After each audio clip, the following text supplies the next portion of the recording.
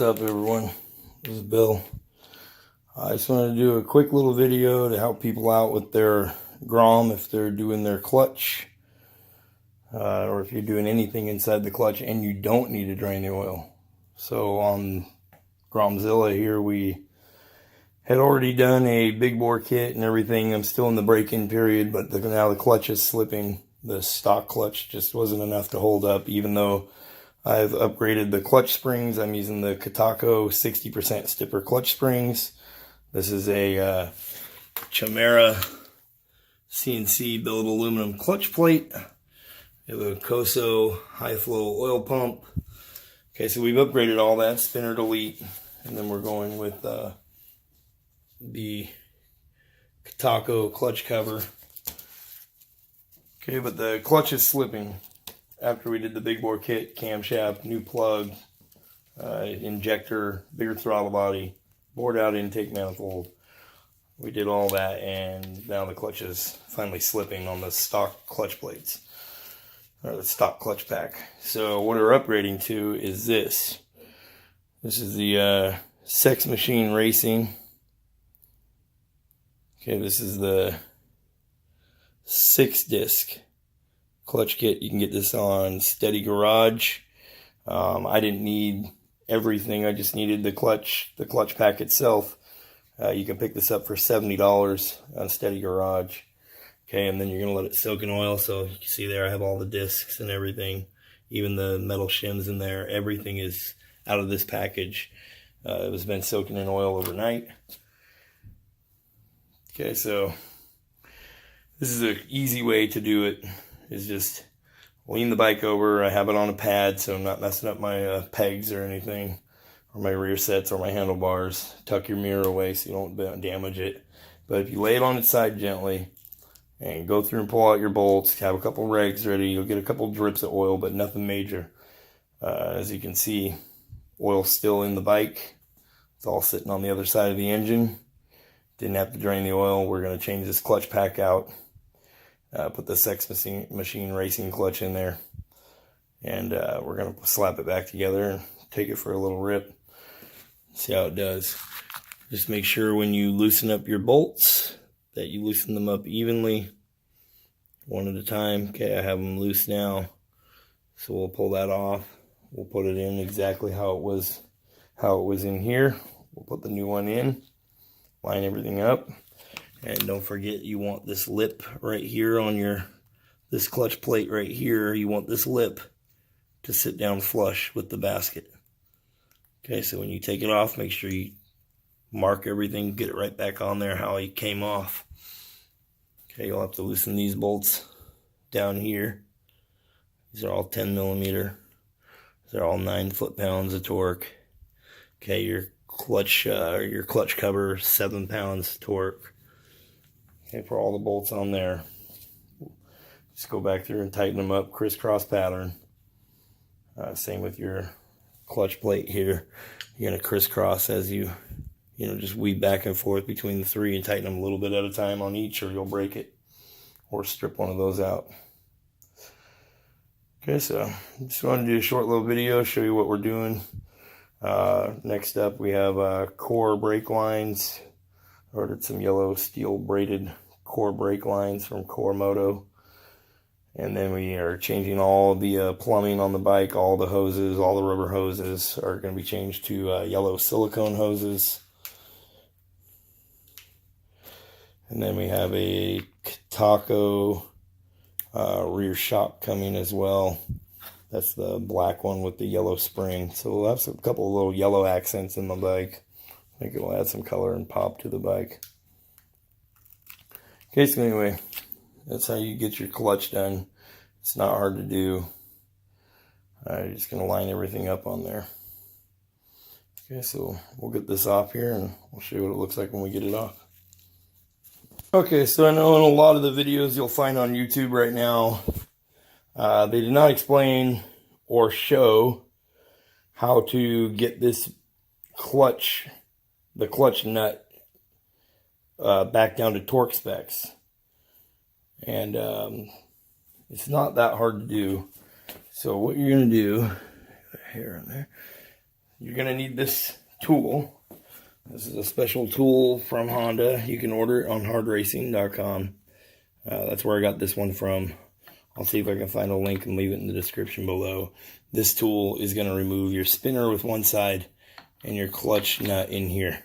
So when you open this up, you're going to have a bearing in here. Get the bearing right there. So what you're going to do is you're going to loosen these 3 bolts from your clutch plate. Okay, loosen them just like literally 2 turns, 2 turns, 2 turns, 2 turns, 2 turns. Just keep going around. Don't try to take one bolt out. You will break your stock clutch plate. Even an aftermarket one can break if you tighten these down wrong or loosen them wrong, okay? So you need to take your time. So the first thing to get this off, you're going to remove these 3 bolts, remove all your springs. You're going to use an impact wrench. You need about 80 pounds on an impact wrench, and you're going to smack this nut loose with this special tool, okay? Then when you're putting it back together, you get all your clutch plates lined up in there. Make sure this sits down flush with the edge here. And you can see I have mine marked just mark where everything is. Take a permanent marker, mark where this lines up. Okay, put it back together correctly and take your time. Then you're going to take your clutch plate and push that bearing out from the other side. So it will push out coming this way. So if you flip this over, you should be able to push it out. It sits in there nice and smooth.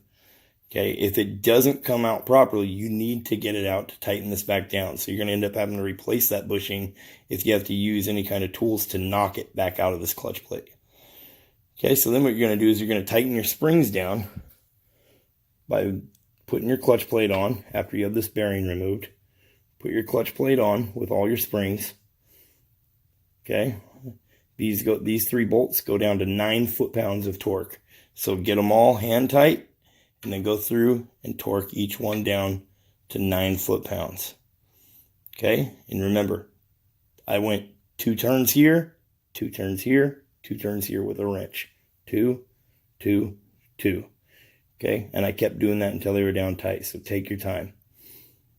Okay? Then you're going to put this on here after this is tightened down. And if you'll look right here, you'll see I have a washer. So a nice big washer. Don't lose it inside there.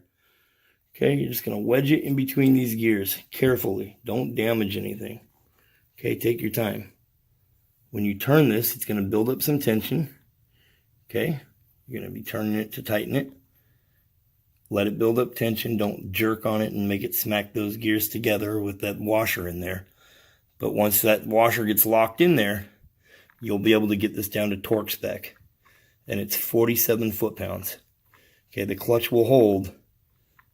Once you got those springs in there, it won't spin on you. And you'll be able to get this down to 47 foot-pounds.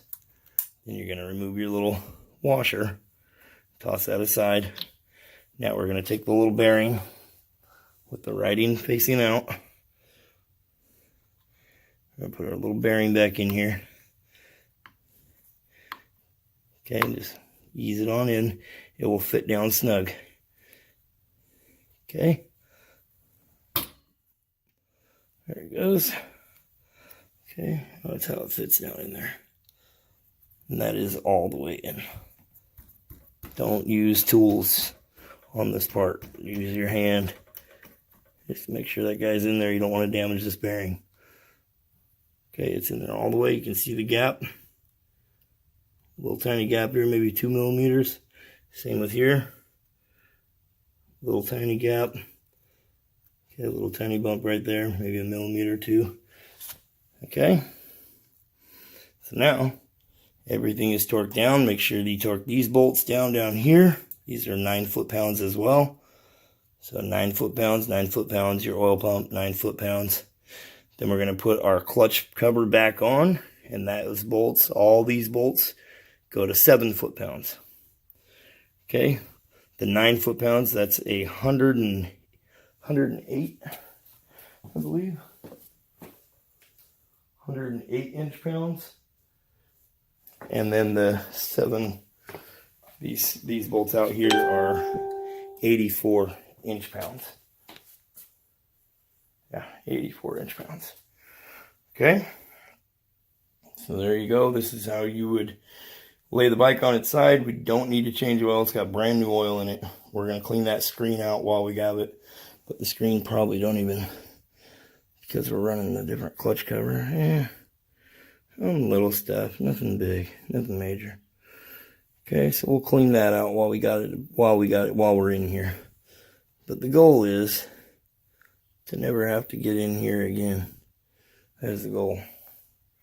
Okay, it's always good to replace your gasket. Mine looks really good, so I'm not going to replace it. Okay,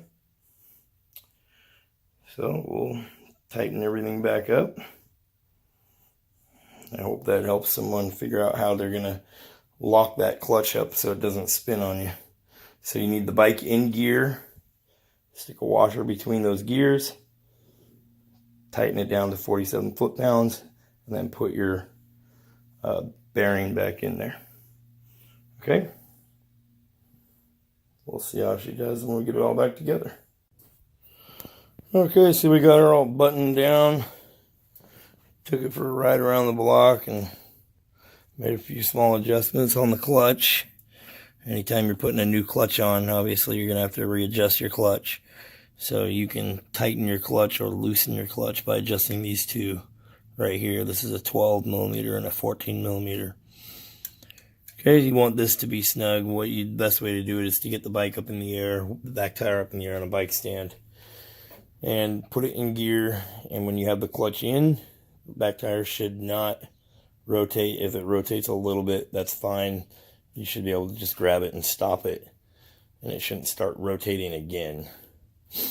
Okay, and over time your clutch will wear a little bit. It's going to grab a little bit right away because you got a brand new clutch in there. But the goal is when you squeeze the clutch, rear tire is not moving. As soon as you start letting that clutch out, the rear tire should engage. Okay, and then you can fine tune it with your cable adjustment up here.